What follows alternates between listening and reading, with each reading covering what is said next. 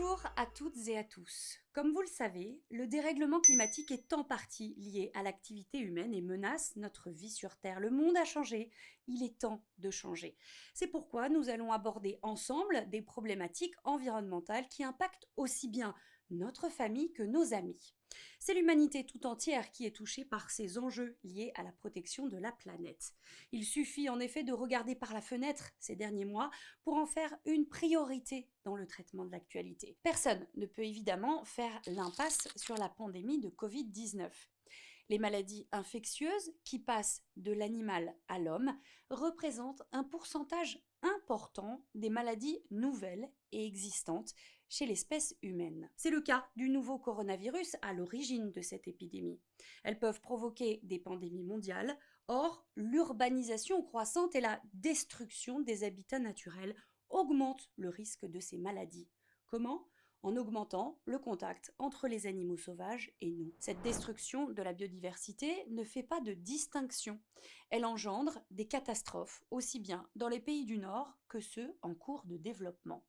Des pays du Sud touchés de plein fouet par le dérèglement climatique. Le réchauffement de notre planète engendre sécheresse, incendies, inondations, autant d'événements récurrents qui ne sont pas paradoxaux, contrairement à ce que l'on peut penser. Au Sahel, par exemple, cette région africaine devient de plus en plus aride avec l'avancée du désert, mais se retrouve aussi régulièrement submergée. Alors, si les raisons sont multiples, cette double peine est favorisée par le dérèglement climatique. Ce n'est pas pour rien que le Fonds africain de développement vient de débloquer en Mauritanie 2,1 millions de dollars pour le programme de financement des risques de catastrophes. Soudan, Niger, Tchad, Sénégal, nombreux sont les États très secs qui se retrouvent aujourd'hui les pieds dans l'eau. Ce phénomène pouvait encore surprendre il y a quelques années, mais plus maintenant. Ces inondations se multiplient également en Inde, où la population, dense et pauvre, est une des plus vulnérables au changement climatique. Bref, l'Afrique subsaharienne, l'Asie du Sud, le Moyen-Orient et l'Afrique du Nord sont les régions qui font face au plus grand nombre de menaces écologiques. Des menaces qui ne sont pas que d'ordre climatique.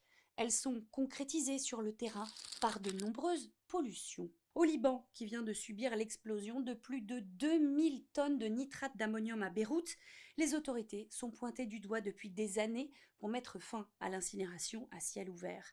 Élaborer un plan de gestion durable des déchets éviterait qu'une grande majorité d'entre eux finissent dans des décharges ou des dépotoirs sauvages. Et qu'est-ce que l'on voit bien sûr en premier lieu dans ces poubelles XXL ?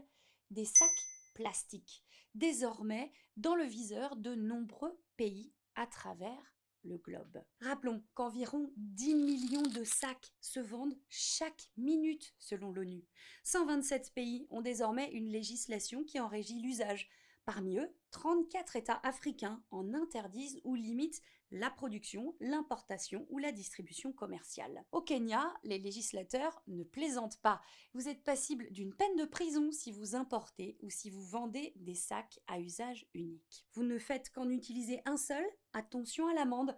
Résultat, 80% de la population a cessé d'en consommer, selon une enquête menée par l'Autorité nationale de gestion de l'environnement du Kenya. Et l'Asie pourrait bien prendre exemple. Les effets de la pollution plastique y sont également dramatiques. Chine, Indonésie, Philippines, Thaïlande ou Vietnam, ces 5 pays rejettent à eux seuls plus de 4 millions de tonnes de plastique dans les mers chaque année. C'est la moitié du total des rejets selon l'ONG Ocean Conservancy. Connaissez-vous d'ailleurs le Yangtze ? C'est le plus grand fleuve d'Asie. La pollution y est telle que l'espadon chinois, poisson géant endémique qui vivait dans ces eaux depuis près de 200 millions d'années, a été officiellement la première victime d'extinction de la décennie 2020. Face à l'action dévastatrice de l'homme, changer nos comportements induit donc de changer le modèle sociétal. Cela implique aussi de changer notre façon de voir le monde, de décrire et de narrer le réel. Cela nécessite d'informer autrement.